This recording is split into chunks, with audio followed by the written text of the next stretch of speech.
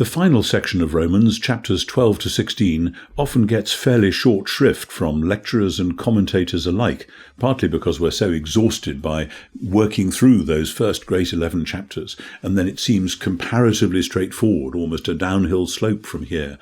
But also, I think, because of the long Christian tradition in theology of treating doctrine and ethics as two quite different things, and then putting all the emphasis on what we call doctrine, as though this is what you believe, and because we're justified by faith, that's what matters.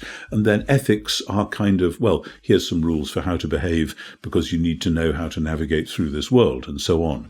And so people have often just disregarded sections like this as though they're not quite as important. But I think for Paul, Romans 12 to 16 is every bit as important, every bit as weighted as what's gone before. Now, to be sure, it, like 9 to 11, stands firmly on the platform which he has made in chapters 1 to 8. That's how this great four-movement symphony works. On those two first sections, 1 to 8, we find 9 to 11 and then 12 to 16. And they're not just in parallel as though these are two different constructions standing on that foundation, because chapter 12 begins, I beseech you therefore by the mercies of God. I'm appealing to you because of the mercies of God are what he's been talking about in 9 to 11 particularly.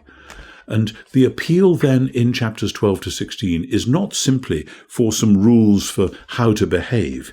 It's following through the belief which is so strongly expressed in Romans 3 and 4 particularly, that what God has done in the gospel is to construct a new community, the messianic people, defined by the faithfulness of God, revealed in the faithfulness of Jesus, expressed in their own faithfulness. And so much of chapters 12 to 16 is all about what it means to live as the faithful people, as the community who are doing the gospel, who are being the gospel, who are living in the new way in the world.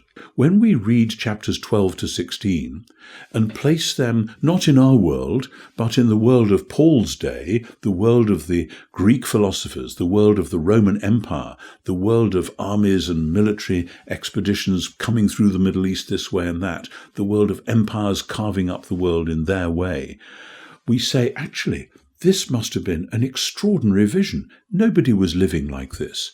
The world was divided according to social class, according to gender, and particularly according to the slave-free divide, which cut right through ancient society, so that nobody in Paul's world would have imagined a society living in the way that he wants the followers of Jesus to live.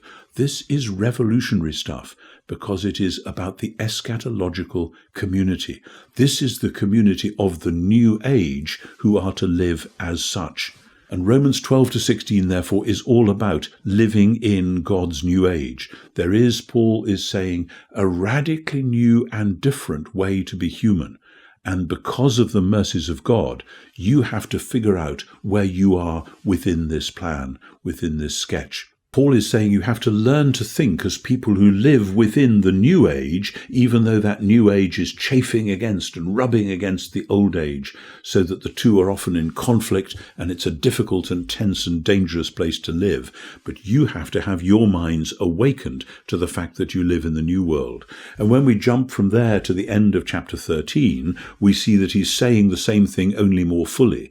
It's now high time to wake out of sleep, because the night's nearly over and the dawn is appearing, and we are to be people who learn how to discern the dawn, how to live as daytime people, even though the rest of the world still is sound asleep and is behaving in the way that in Paul's metaphor sleepy people behave. So the whole point is he wants people to think differently so that they can live differently, because the new age has broken in, and you are to exemplify and model and celebrate what it means to be new age people. And as a result, in particular, he says at the end of chapter 12, that you are to live within the eschatological vision, that you know that the God who made the world is going to call this world to account. Chapter 2, verse 16, God will judge the secrets of all human hearts according to the gospel through Jesus the Messiah.